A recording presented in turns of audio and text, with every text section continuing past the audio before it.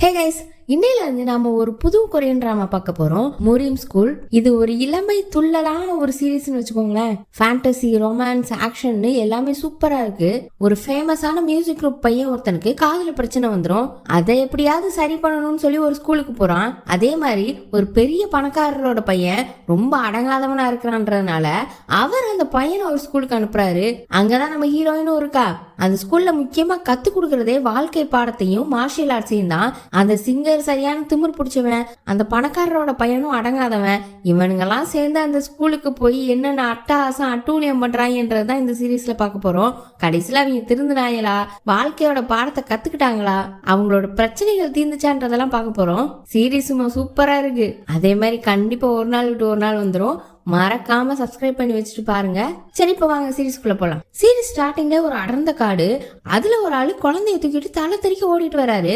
என்னடான்னு பார்த்தா பின்னாடி 4 பேர் துரத்திட்டு வராங்க. இவனுங்கெல்லாம் நல்லா மார்ஷியல் ஆர்ட்ஸ் தெரிஞ்சவங்க போல. இந்த ஆளும் சலைச்சவர் கிடையாது. அப்படியே மரத்து மேல அந்த குழந்தையோட பிடிக்காம நின்றுட்டு இருக்காரு. ஆனா அவனுங்களும் விவரமான ஆளுங்க தான். கையில கத்தி எல்லாம் வச்சிருக்கானுங்க. அந்த கத்தியோட ரெஃப்ளெக்ஷன்ல அந்த ஆள் மேல இருக்கிறத பாத்துட்டானுங்க. அப்புறம் அப்படி இப்படின்னு கத்தியை வீசி அந்த ஆளை போட்டு புண்ணாக்கிட்டு இருக்காங்க. அவங்க கிட்ட இருந்து தப்பிச்சு திரும்பவும் ஓட ஆரம்பிக்கிறாரு. ஒரு இடத்துக்கிட்ட வந்ததும் அந்த பாப்பா கிட்ட நாம இங்க வந்துட்டோம் அப்படின்னு சொல்றாரு. அது ஒரு பெண் குழந்தை. அப்புறம் அப்படியே அவரோட கையை அந்த மரத்து பக்கத்துல வைக்கிறாரு. அவர்கிட்ட இருந்து ஏதோ ஒரு ஃபோர்ஸ், அதாவது ஒரு சக்தி மாதிரி உருவாக்கி பக்கத்துல உள்ள மரத்துக்கெல்லாம் வர பரவுது. இவரை துரத்திட்டு வந்தானுங்கல்ல, அவனுங்களுக்கு லைட்டா இவரோட ஷேடோ தெரியும். கத்தியை வீசுறானுங்க. ஆனா அவர் மேலேயே படல, மரத்துல போய் குத்துது. அதுக்கப்புறம் பார்த்தா அவனுங்களுக்கு அவர் தெரியவே இல்லை. அதாவது அவர் ஒரு ஷீல்டு மாதிரி உண்டாக்கி இருக்காரு. அந்த பாதுகாப்பு வளையத்துக்குள்ள அவர் இருக்கிறது இவங்க கண்ணுக்கே தெரியல. இப்ப அப்படி 18 வருஷம் கழிச்சு காட்டுறாங்க. இந்த மியூசிக் கான்செர்ட் எல்லாம் நடக்கும்ல, அந்த மாதிரி ஒரு கான்செப்ட் இன்னைக்கு நடக்க போகுது போல. ஃபேன்ஸ் எல்லாம் ஆரவாரமா இருக்காங்க. உள்ள ஸ்டேஜ் எல்லாம் டெக்கரேட் பண்ணிட்டு இருக்காங்க. அந்த நேரம் ரிஹர்சலுக்கு அங்க வர வேண்டிய மெயின் ஸ்டாரே வரல போல. அந்த ப்ரோக்ராம நடத்துறவரு அந்த டாப் ஸ்டாரோட மேனேஜரை பிடிச்சி திட்டிட்டு இருக்காரு. அந்த ஆள் உடனே அந்த ஸ்டாருக்கு போன் பண்ணா நம்ம சீரீஸோட லீடு தான், நம்ம ஷிவுன்னு வச்சுக்குவோம். ஷிவுக்கு காதல ஏதோ பிரச்சனை போல கொஞ்சம் கேக்குது. உடனே போன் அட்டன் பண்ண மேனேஜரும் என்ன எத்தனை தடவை தான் நான் பண்றதுன்னு கேக்குறான். அது மட்டும் இல்ல, அந்த மேனேஜர் இவனுக்காக புக் பண்ண ஹோட்டலுக்கே இவன் போலையாம். வேற ஒரு ஹோட்டல்ல ரூம் புக் பண்ணி போய் தூங்கிட்டு இருக்கான். இவனால பேசவும் முடியல, காது கிங்கின்னு கேக்குது. உடனே இவனோட கோட்ல ஒரு மாத்திரையை வச்சிருக்கான். அதை எடுத்து போடவும் தான் அவனுக்கு கொஞ்சம் பரவாயில்லாம இருக்குது. அப்படியே இன்னொரு சீரீஸ் லீடையும் காட்டுறாங்க. இவன் பேர் வாங். இவன் அப்பா சைனால பெரிய பிசினஸ்மேன் போல. ஆனா அம்மா கொரியன்.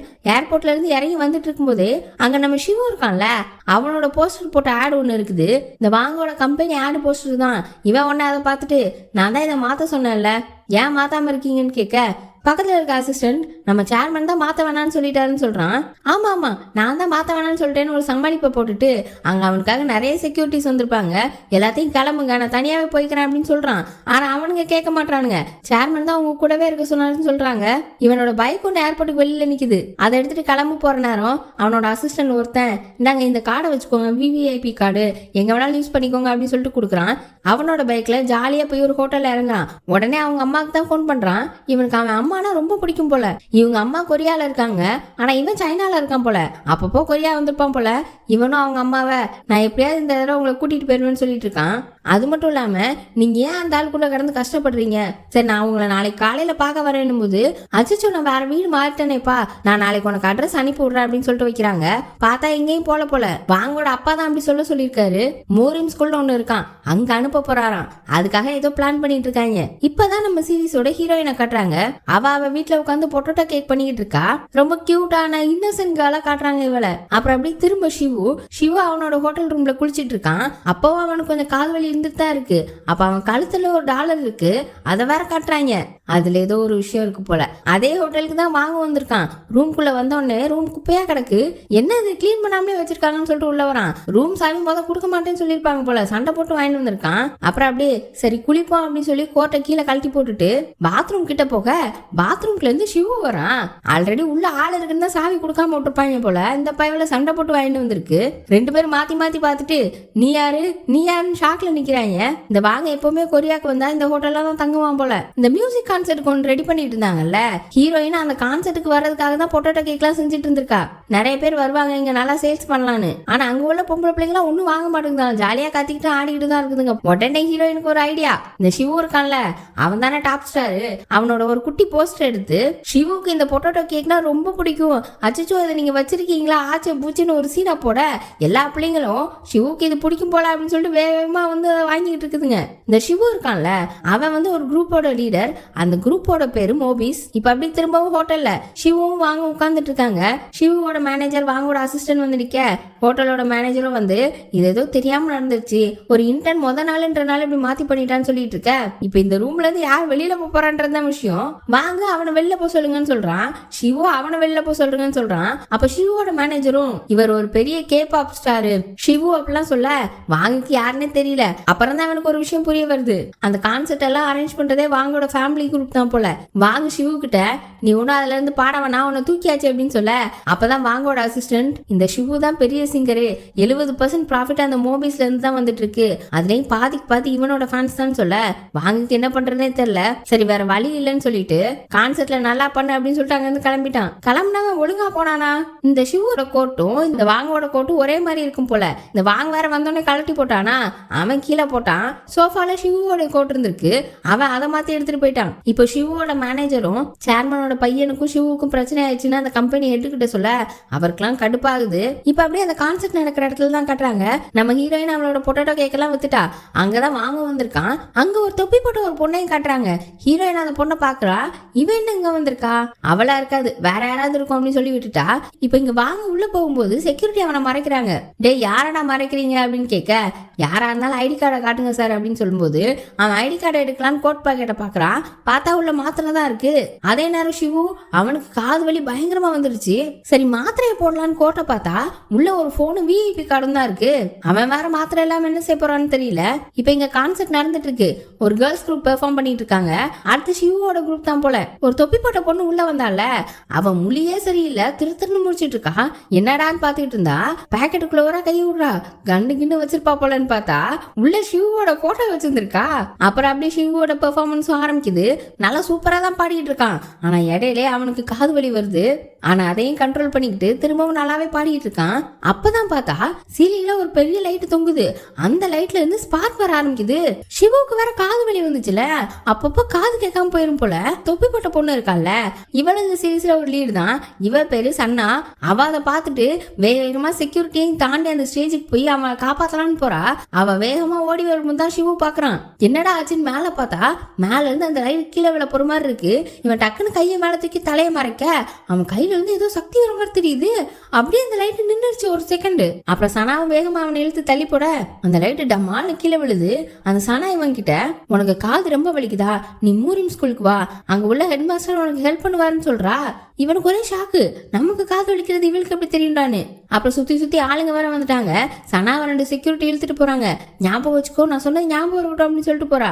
இப்ப அப்படி சிவ ரூம்ல வந்து உட்காந்தா அந்த கம்பெனி ஹெட் இருக்காருல, அதான் இந்த என்டர்டைன்மெண்ட் டைரக்டர், அவரு உனக்கு என்னாச்சு, நாங்க தான் தள்ளி போன்னு சொன்னோம்ல அப்படின்னும் போது எனக்கு கேட்கவே இல்லை, நான் பாட்டுல மூழ்கி இருந்தேன்னு இவன் சொல்லி சமாளிக்கிறான். அப்புறம் டைரக்டரும் அவன் கிட்ட, சரி ஒன்னும் பிரச்சனை இல்லை, நீ கொஞ்சம் ரெஸ்ட் எடுத்தா சரியாயிரும் போது இவனுக்கு காதெல்லாம் ரொம்ப வலிக்குதுல்ல, இவன் மியூசிக்ல இருந்து கொஞ்சம் ரெஸ்ட் எடுக்கணும்னு நினைக்கிறான் போல. எனக்கு ஒரு வருஷம் ரெஸ்ட் வேணும்ன்ற மாதிரி கேட்கறான். அவரும் சரி நாளைக்கு சியோல போய் பாத்துக்கலாம் அப்படின்னு சொல்லி சொல்றாரு.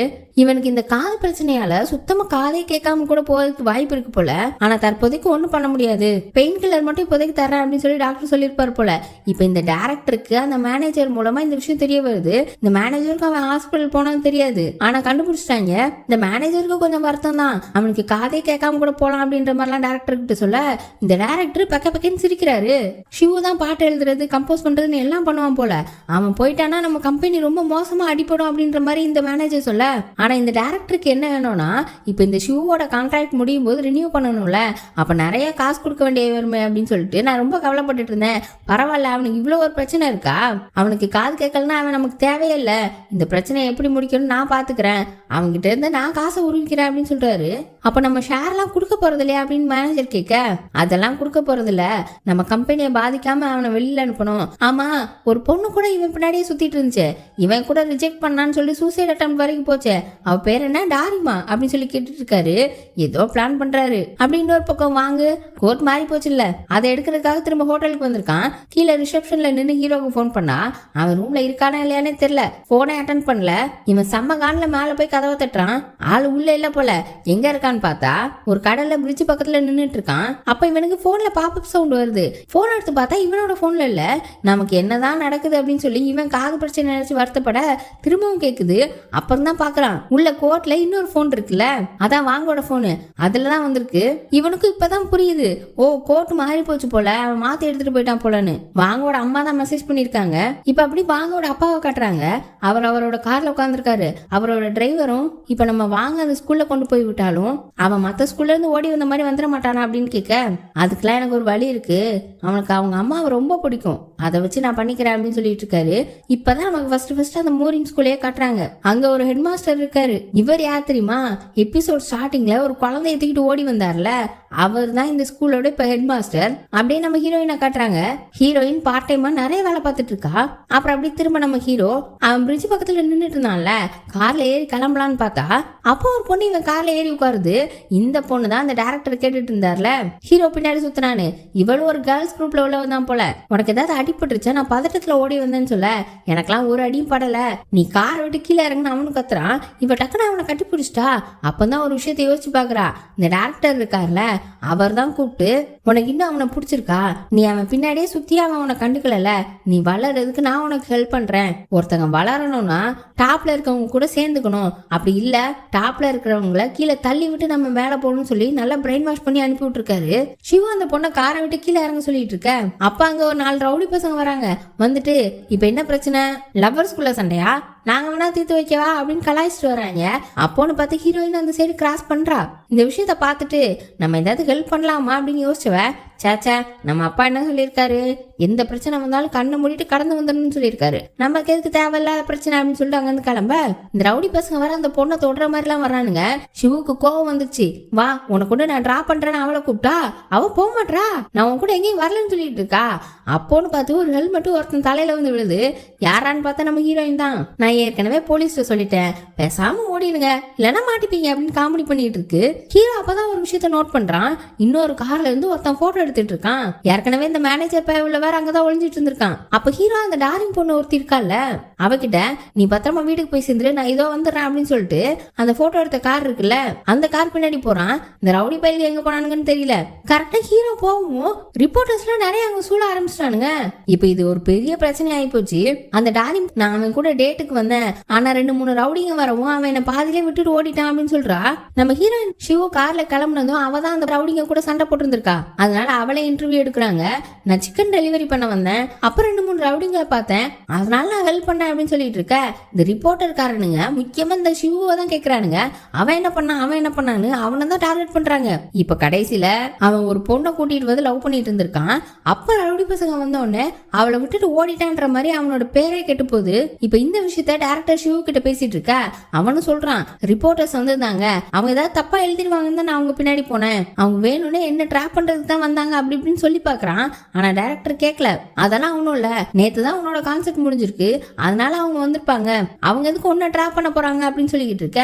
இந்த மேனேஜர் ஒண்ணு, அப்ப நீங்க என்ன நினைக்கிறீங்க, யாரும் செய்ய சொல்லி வந்தாங்கன்னு நினைக்கிறீங்களா அப்படின்னு கேட்க, என்னது செய்ய சொல்லி அப்படின்னு சிவு யோசிக்கிறான். அப்புறம் என்ன நடந்துச்சுன்னு தெரியல.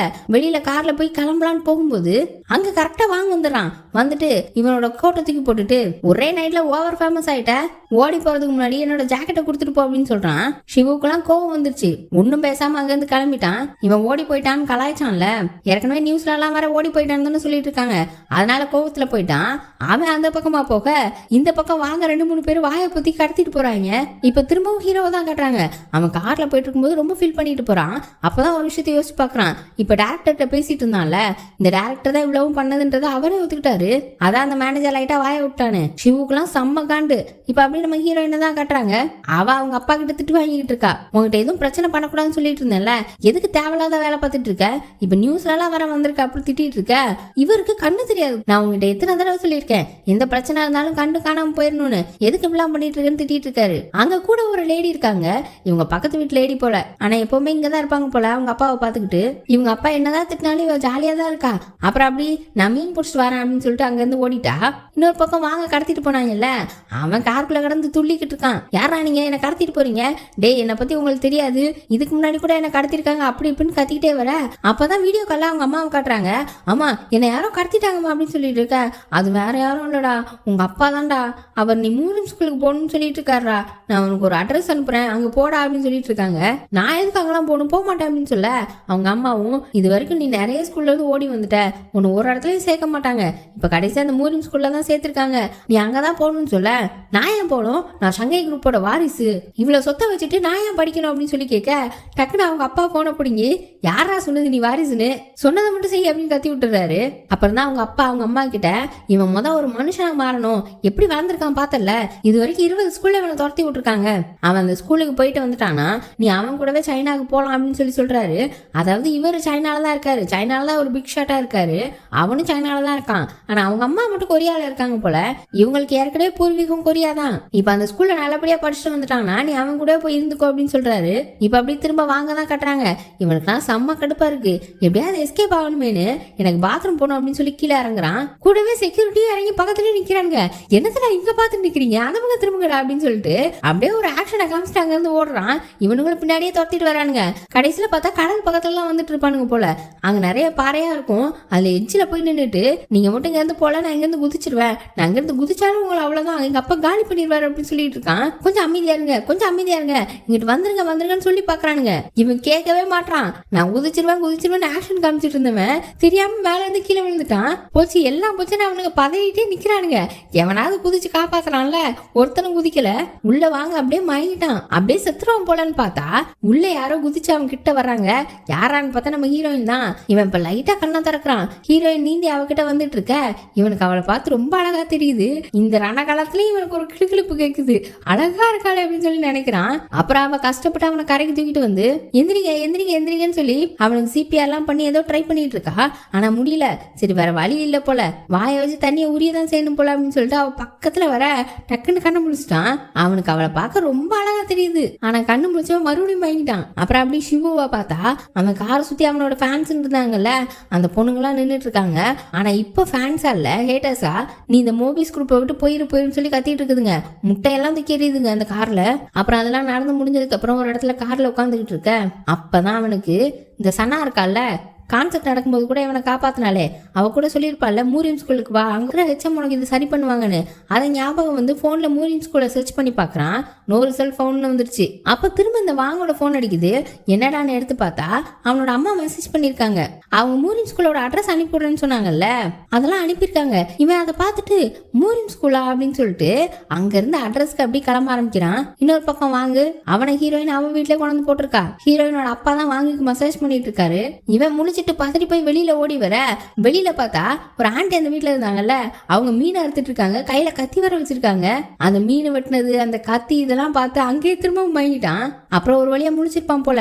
நல்லா சாப்பாடு கொடுக்க உட்காந்து நல்லா அமுக்குன்னு அமுக்கிட்டு இருக்கான். அதோட நீங்க என்ன காப்பாத்திருக்கீங்க, உங்களுக்கு நான் என்ன பண்ணணும்னு சொல்லுங்க, நான் சங்கை குரூப் ஓனரோட பையன், பெரிய பணக்காரன், இந்த வீட்டை கூட நான் புதுசா கட்டித்தரேன் அப்படின்னு சொல்லிட்டு இருக்கான். அந்த லேடி ஹீரோயினோட அப்பா கிட்ட, இவன் தண்ணியில விழுந்ததுனால ஏதோ மரம் கலந்துருச்சு போல அப்படின்னு சொல்லிக்கிட்டு இருக்க. போலீஸ்க்கு வேற போன் பண்ணியிருப்பாங்க போல. அவங்க வேற இன்னும் வரலையேன்னு, யாரும் விட்டுட்டு போயிட்டாங்களோ, இந்த லூசு பையலையும் நம்ம தான் பாத்துக்கணுமோ, ஏற்கனவே நம்ம கிட்ட வேற காசு இல்லையேன்னு புலம்பிக்கிட்டு இருக்க. இவன் வாங்க வெளியில வந்து அப்பதான் ஹீரோயினை பாக்குறான். இவ தானே நம்மளை காப்பாத்தினதுன்னு பக்கத்துல போய், நீ என்னை காப்பாத்தினால உனக்காக நான் என்ன வேணாலும் செய்யறேன், உனக்கு என்ன வேணும்னு சொல்லி நான் ஆசையை நிறைவேற்றுறேன்னு சொல்லிட்டு, அப்புறம் கொரியால இதெல்லாம் கேட்க கூடாது, ஆனால் நான் கேட்கிறேன் உன் வயசு என்ன அப்படின்னு கேட்க, அப்ப அந்த லேடி அங்க வந்துட்டு, என்ன இவகிட்ட என்ன வயசெல்லாம் கேட்டு வம்பு பண்ணிக்கிட்டு இருக்க, இவ மூரியம் ஸ்கூல் போற பொண்ணு தெரியுமா உனக்கு, உன்னை வகுந்துருவா அப்படின்னு சொல்றாங்க. எனது மூரிம் ஸ்கூலான்னு கத்த போறான். டக்குன்னு ஹீரோயின் அவன் வாயை பொத்திட்டா. ஹீரோயினோட அப்பாவுக்கு இவன் மூரிம் ஸ்கூல் போறது தெரியாது போல. அதே நேரம் விஷயம் தெரிஞ்சு வாங்கோட அம்மா அப்பாலாம் அங்க வர, ஏற்கனவே அவனை மூரிம் ஸ்கூல் போகணும்னு சொல்லிட்டு இருந்தாங்கல்ல, ஹீரோயின் அங்கதான் போறான்னு நான் மூரிம் ஸ்கூல் போறேன் அப்படின்னு ஒத்துக்கிறேன். அப்புறம் அப்படியே ஹீரோயினோட வீட்டுக்குள்ளே வாங்க அவங்க அப்பாவும் பேசிட்டு இருக்காங்க. நீ என்ன திடீர்னு மனசு மாறிட்டேன்னு கேட்க, நீங்க என்ன நம்ப மாட்டீங்கன்னு எனக்கு தெரியும், ஆனா நான் மூரிம் ஸ்கூல் போயிட்டு வந்தேன்னா அம்மா என் கூட வரணும் அப்படின்னு சொல்லி கேட்க, அதெல்லாம் நான் ஏற்கனவே முடிவு பண்ணிட்டேன், அங்க போயிட்டு வந்தா அம்மா அவன் கூட வருவா அப்படின்னு சொல்ல, அப்புறம் இன்னொன்னு என்னமோ கேட்கறான். அது என்னன்னு நமக்கு காட்டல. அப்புறம் அப்படி இன்னொரு பக்கம் ஷூவை பார்த்தா அவன் அந்த அட்ரஸ் சொன்ன இடத்துக்கு வந்துட்டான். ஆனா அது ஒரு பெரிய காடாதான் இருக்கு, சுத்தி சுத்தி எதுவுமே இல்ல. இங்க தானே இருக்குன்னு போட்டிருக்க அப்படின்னு சொல்லிட்டு அங்க இருந்து அப்படி நடந்து போய்கிட்டு இருக்க. இன்னொரு பக்கம் வாங்கும் ஹீரோயினும் நடந்து வந்துட்டு இருக்காங்க. வாங்குக்குலாம் ரொம்ப டயர்டா இருக்கு.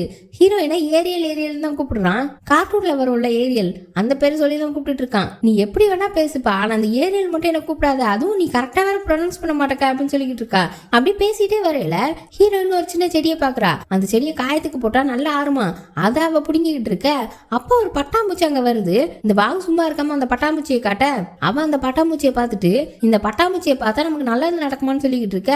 அவன் உடனே அப்படியா சரி நான் தான் பிடிச்சி தரேன் அப்படின்னு சொல்லிட்டு அது பின்னாடி ஓடுறான். டேய் எங்கடா ஓடுறான்னு பதறதுக்குள்ள அவன் எங்க போனானே தெரியல. வாங்குன்னு ஹீரோயின் கத்திக்கிட்டு இருக்க. ஹீரோ வேற அந்த வழியா தானே வந்துட்டு இருந்தான். ஹீரோயினை பாத்துடுறான். நீ அந்த பொண்ணு தானே, நீ தானே இன்டர்வியூ கொடுத்து என் வாழ்க்கையை கெடுத்தேன்னு என்னை ஃபாலோ பண்ணிட்டு வந்தியா? அந்த இடத்துக்கு ரவுடி பசங்க வரும்போதே யோசிச்சிருக்கணும், திடீர்னு எங்க இருந்து வந்தானுங்கன்னு. நீங்க எல்லாம் சேர்ந்து தானே பிளான் பண்ணீங்க, என் வாழ்க்கையே கெடுத்துட்ட. நீ எவ்வளவு காசு வாங்கின, டைரக்டர் தானே அவனை பண்ண சொன்னதுன்னு கத்திக்கிட்டு இருக்கான். ஹீரோயின் உடனே எனது காசு கொடுத்தாங்களா, நான் உன்னை காப்பாத்த வந்தேன் அப்படின்னு சொல்லி பாக்குறா. அவன் புரிஞ்சுக்க மாட்டான். அவ கையை பிடிச்சிட்டு உண்மையை சொல்லு, உன்னை யார் பண்ண சொன்னதுன்னு முறைச்சிட்டு நிக்க. அங்க தற்செயலா வாங்க வந்து இந்த விஷயத்த பார்த்துட்டான். டேய் அவன் மேல இந்த கையை விடுறான்னு அவன் மேல போய் பாய. ரெண்டு பேரும் சண்டை போடும்போது அப்படியே சரசரன்னு ஒரு பள்ளத்துல உருண்டுட்டாங்க. ஒரு இடத்துல வந்து ரெண்டு பேரும் விழுந்து கிடக்க. அப்ப பார்த்தா அந்த இடத்துல அப்படியே பயங்கரமா காத்து வீசுற மாதிரி இருக்கு. ஏதோ ஒரு சக்தி அதுல பரவுது. அந்த மரத்துல உள்ள கொடியெல்லாம் அசையுது. இவங்க எதெல்லாம் வித்தியாசமா பார்த்து முடிச்சிட்டு இருக்காங்க. என்னடா நடக்குதுன்னு.